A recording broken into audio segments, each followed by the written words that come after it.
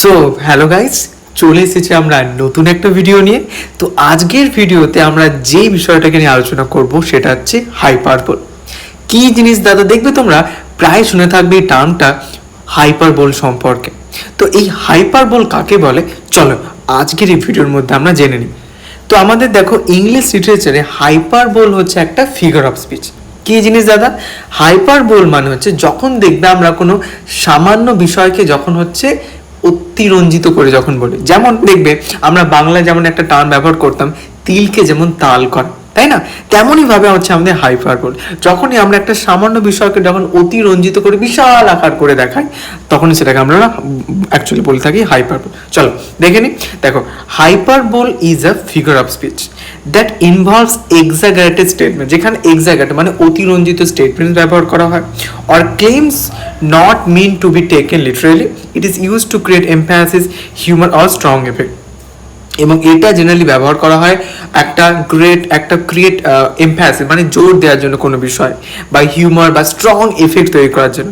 যেমন চলো কিছু এক্সাম্পল, যেমন দেখো এখানে রয়েছে I have a million things to do, অর্থাৎ আমার আজকে লাখ লাখ কাজ করা জিনিস আছে, এখনো আমাকে করতে হবে সেগুলো।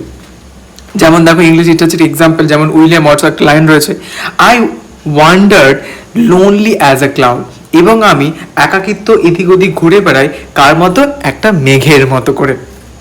এখানে কি বলছে? The poet does not mean he was literally a cloud but he felt very lonely. তো এখানে অ্যাকচুয়ালি একাকিত্বটাকে অতিরঞ্জিত করে দেখানোর জন্য ক্লাউডের সাথে তুলনা করা হচ্ছে।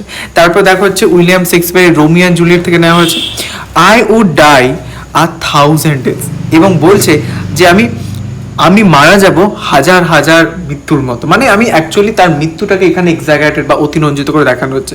তো Juliet exaggerated to express the depth of her love and despair, যেখানে রোমিও জুলিয়েট তোমরা যারা যা পড়েছো তোমরা দেখতে পাবে যে জুলিয়েট কি বলছে, জুলিয়েট তার মনের মধ্যে যে ইনার লাভ, যে তার যে একটা বলতে পারো ডেপথ অফ হার যে লাভ, সেটাকে এক্সপ্রেস করছে এবং ডেসপেয়ারকে।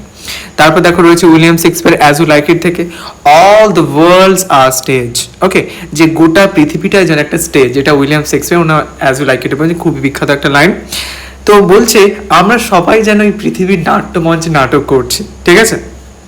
তো why it matters, so hyperbole actually কি করে, adds color to writing, আমাদের রাইটিং এর মধ্যে একটা কালারের এফেক্ট দেয়, makes ideas more memorable, এবং আইডিয়াস গুলোকে বা আমাদের মনের কথাগুলোকে বেশ একটা স্মরণীয় করে রাখে, and helps readers feel emotions more intensely, এবং রিডারদেরকে ইমোশনাল ফিল করার জন্য এই অতিরঞ্জিত ব্যাপারটা অ্যাকচুয়ালি ব্যবহার করা হয়, ঠিক আছে?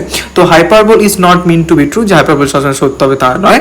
ইট is meant to make an impact, একটা প্রভাব ফেলার জন্য হাইপারবোল ব্যবহার করা হয় আপনার ইংলিশ লিটারেচারে, ঠিক আছে? বুঝতে পারছো হাইপারবোল সম্পর্কে? যদি কারো কোথাও কোনো প্রশ্ন বা কোয়ারি থাকে অবশ্যই তোমরা কমেন্ট সেকশনে জানতে পারো।